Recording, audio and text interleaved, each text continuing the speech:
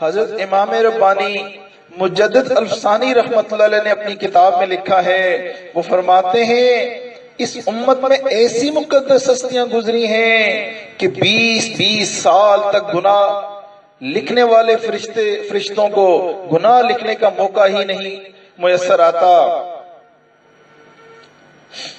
سبحان اللہ، کیسی پاک باز ہستیاں گزری ہیں اس امت میں۔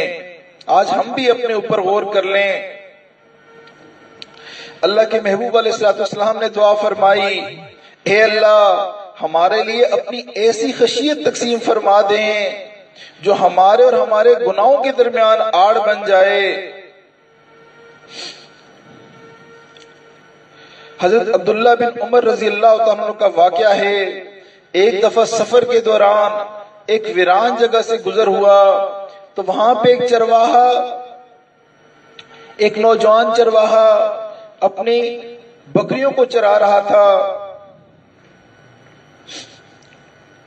حضرت نے جب اس کے ساتھ سلام دعا کی، اس نوجوان کو کہا کہ اے نوجوان، تو ان میں سے کچھ بکریاں ہم پہ بیچ دے، ہم اس کو ذبح کریں گے، خود بھی کھائیں گے، تمہیں بھی کھلائیں گے۔ اس نوجوان نے جواب دیا کہ حضرت یہ بکریاں میری نہیں ہیں، میں ان کا مالک نہیں ہوں، میں ان کو بیچ نہیں سکتا آپ پہ، میرے پاس سیلنگ پاور نہیں ہے ان کی، میں تو ان کی خدمت کرتا ہوں۔ اب یہاں حضرت عبداللہ بن عمر رضی اللہ عنہ کے ذہن میں اس نوجوان کو آزمانے کی سوجی، کیونکہ عموماً جو چرواہے ہوتے ہیں وہ اتنے پڑھے لکھے نہیں ہوتے، اتنے سفسٹیکیٹڈ نہیں ہوتے، لہذا حضرت نے اس نوجوان سے کہا، اے نوجوان، تو ان بکریوں میں سے کچھ بکریوں کے ہم سے پیسے لے لے، مالک کو کہہ دینا کہ بھیڑیے نے کھا لی تھی۔ اس نوجوان نے حضرت عبداللہ بن عمر کی طرف دیکھا اور کہا، حضرت پھر اللہ کہاں ہے؟ اب غور کیجئے، تنہائی کا عالم ہے، پیسے بھی مل رہے ہیں، ان بکریوں کا گوشت بھی خود ہی کھانا ہے، صرف اتنا جھوٹ بولنا ہے کہ بکریوں کو بھیڑیا کھا گیا تھا۔ لیکن جب ایمان دل میں ہوتا ہے، خوف خدا ہوتا ہے، تو پھر انسان کے لیے گناہ کرنا، غلط لفظ نکالنا، خلاف واقعہ بات کرنا بہت مشکل ہوتی ہے۔ حضرت عمر رضی اللہ عنہ کی خلافت کا واقعہ ہے کہ وہ گلیوں میں رات کے وقت گشت کیا کرتے تھے کہ عوام کس حالت میں ہیں، کل میں نے ان کا جواب دینا ہے۔ ایک گلی سے گزر ہوا تو ایک گھر سے ایک آواز آ رہی تھی کہ ایک ماں اپنی بیٹی سے پوچھ رہی تھی کہ بیٹی، بکریوں نے دودھ پورا دے دیا؟ تو اس ماں کی بیٹی نے جواب دیا، امی آج کچھ دودھ تھوڑا دیا ہے۔ تو اس بوڑھی عورت نے اپنی بیٹی کو کہا کہ ایسا کرو کہ اس میں کچھ پانی ملا دو، مانگنے والے تو پورا دودھ مانگیں گے۔ یہ سننا تھا تو اس نوجوان لڑکی نے جواب دیا، امی امیر المومنین نے منع کیا ہوا ہے کہ ملاوٹ نہیں کرنی۔ تو ماں نے اپنی بیٹی کو جواب دیا، بیٹی اس وقت کون سے امیر المومنین دیکھ رہے ہیں؟ تو اس نوجوان لڑکی نے کہا، امی امیر المومنین نہیں دیکھ رہے، امیر المومنین کا اللہ تو دیکھ رہا ہے۔ اب یہ واقعہ، یہ جو آوازیں حضرت نے سنی، حضرت عمر رضی اللہ تعالیٰ نے سنی، وہاں ایک دروازے کے قریب کوئی نشانی رکھی۔ دوسرے دن پتہ کروایا تو وہ جو نوجوان لڑکی تھی وہ غیر شادی شدہ تھی۔ حضرت نے اپنے بیٹے کے لیے اس کے نکاح کا پیغام دیا اور نکاح پڑھوایا، اور ساتھ یہ فرمایا کہ یہ عورت اس قابل ہے کہ اس کے بطن سے عرب کا شاہ سوار پیدا ہو جو عرب کی قیادت کرے۔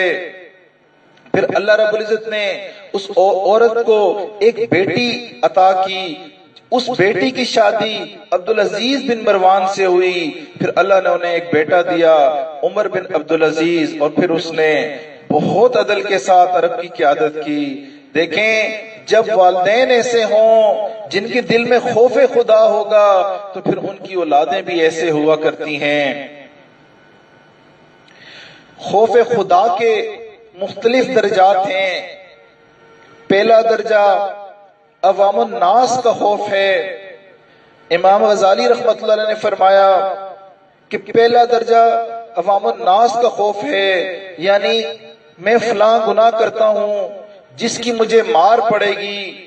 جیسے بچہ جب غلطی کرتا ہے اس کو ڈر لگا رہتا ہے کہ میری ماں ابو کو بتائے گی اور میرے ابو مجھے ماریں گے، یعنی عموماً عوام میں یہ ڈر ہوتا ہے کہ اگر میں یہ گناہ مجھ سے ہوتا ہے تو اس کی میرے اوپر پکڑ آ جائے گی۔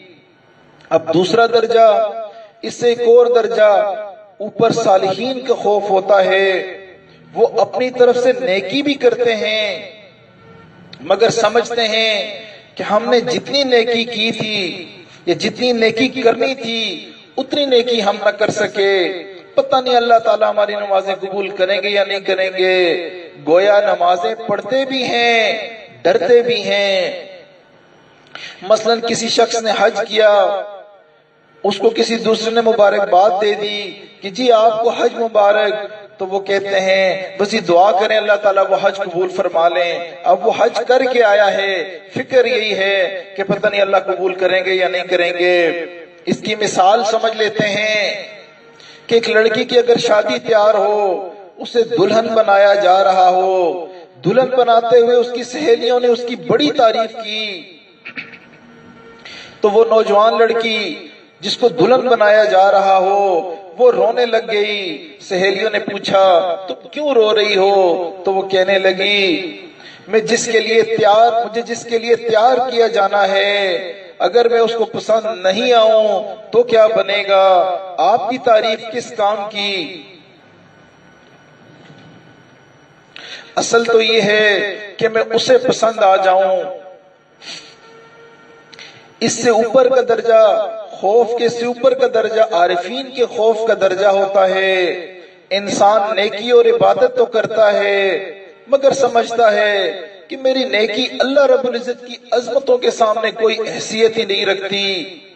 حضرت امام اعظم ابو حنیفہ رحمۃ اللہ علیہ نے 40 سال عشاء کے وضو سے فجر کی نماز پڑھی اور آخری حج کے موقع پہ حرم شریف تشریف لے گئے اور دعا کی، اے اللہ تیرے اس کمزور بندے نے تیری عبادت کا حق ادا نہیں کیا جو کرنا چاہیے تھا۔